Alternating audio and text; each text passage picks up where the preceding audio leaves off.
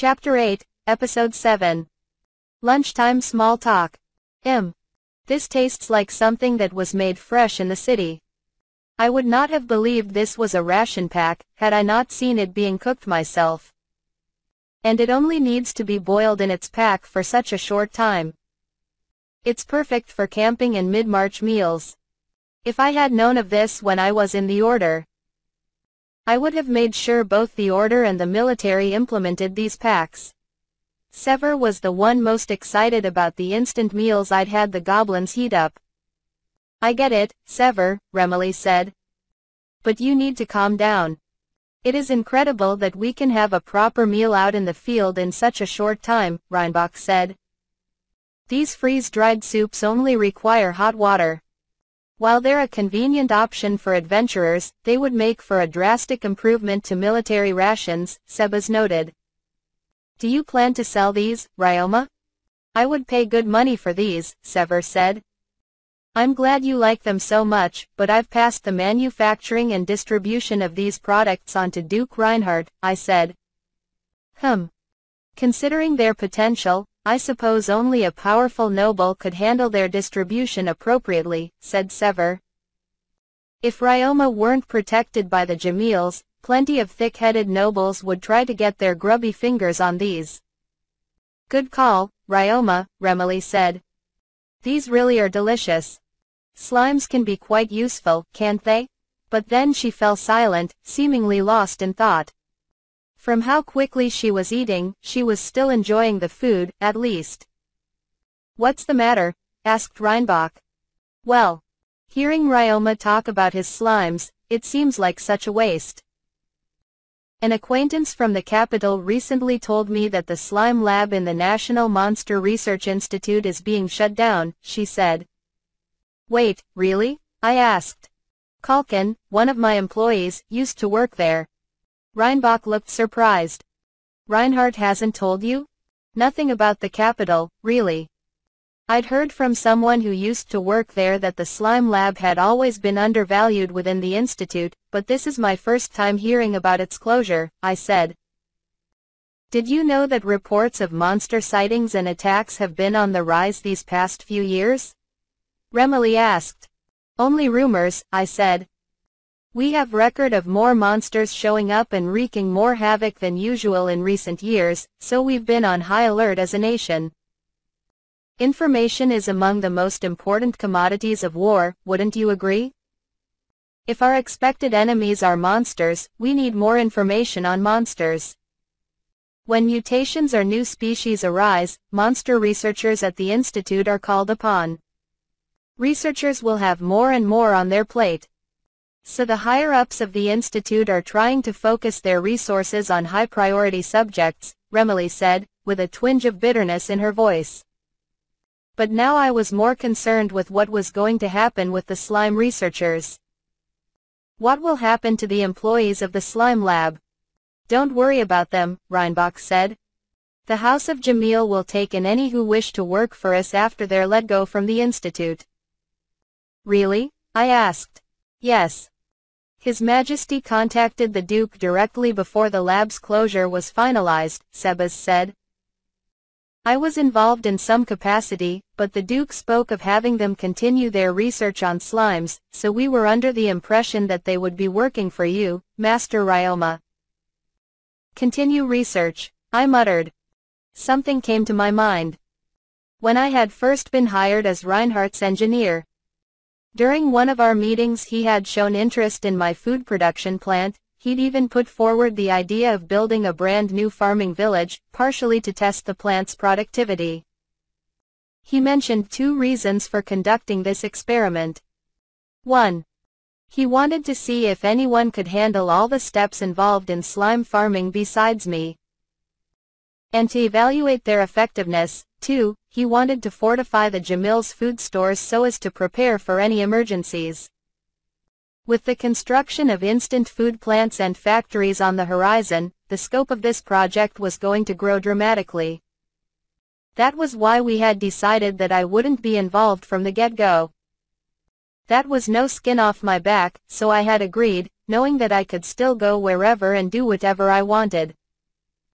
Maybe the king's request had led to that conversation, I realized now. Naturally, Reinhardt couldn't have discussed any details about his meeting with the king with me. Cost-effectiveness is another matter, but if there were a whole village dedicated to producing and storing these meals as emergency rations, it would be a life-saving safety net, Sebas said. If someone needs to represent the project, things might go over more smoothly with a researcher from the capital than with young Ryoma, Sever chimed in.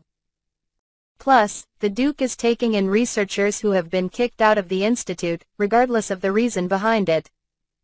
Perhaps he intends to let the dust settle before making them privy to any secrets, Remily said.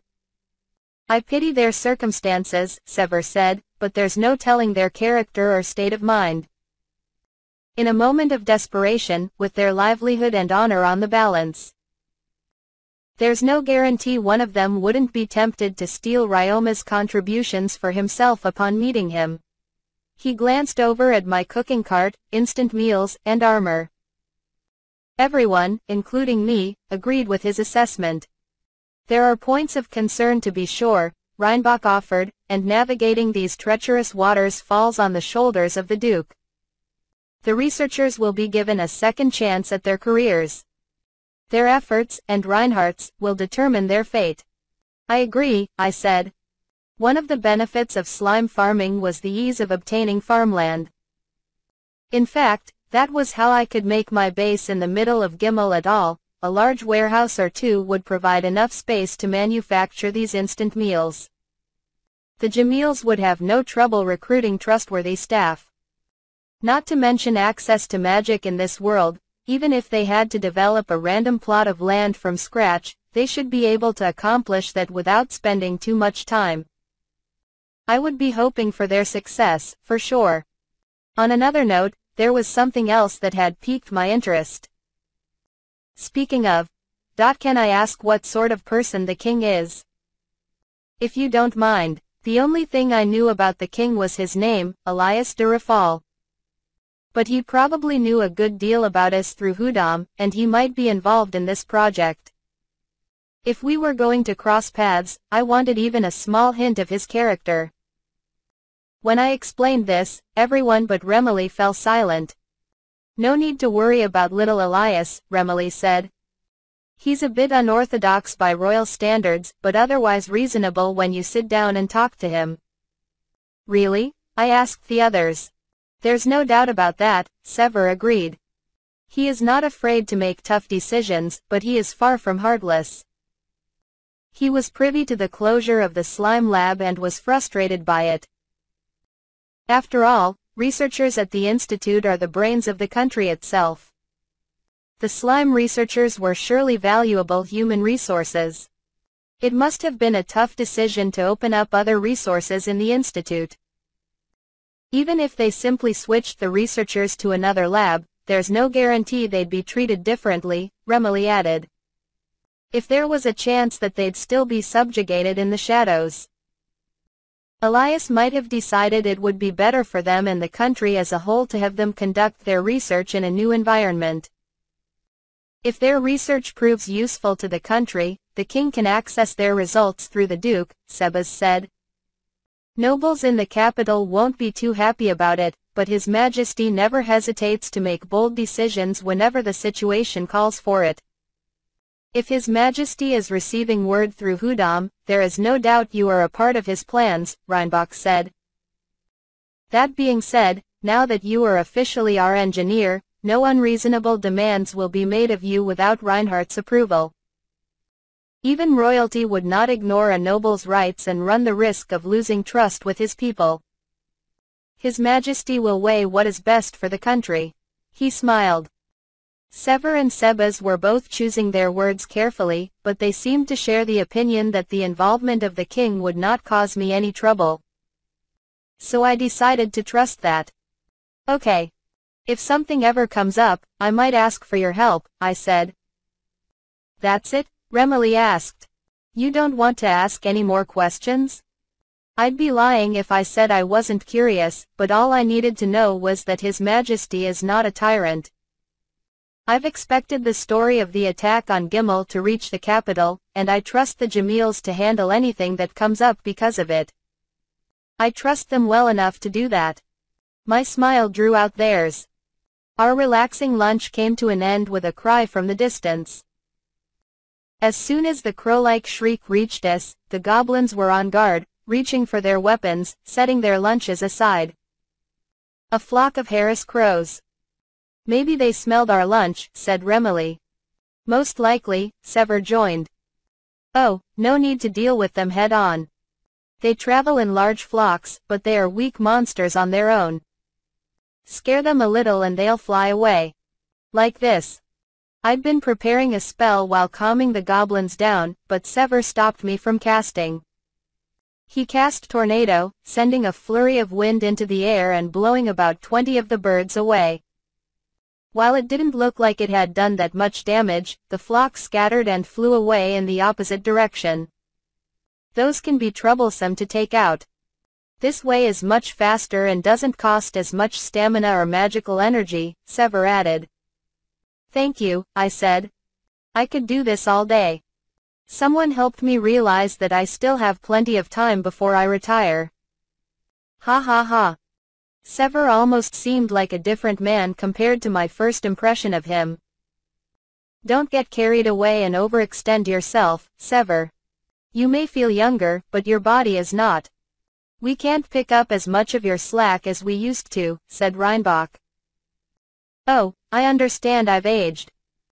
Just not to the point where I'd let a flock of birds get the better of me, Sever persisted. You are getting carried away. That has always been a specialty of yours. You're one to talk, Reinbach. Do you remember when? Sever really had gotten more energetic. He launched into an argument with Reinbach, but they seemed almost invigorated by it. Sebas and Remily returning to their lunch like nothing was out of place showed me how long they had known each other. I couldn't help but hope for friendships like this that would keep me young in my later years.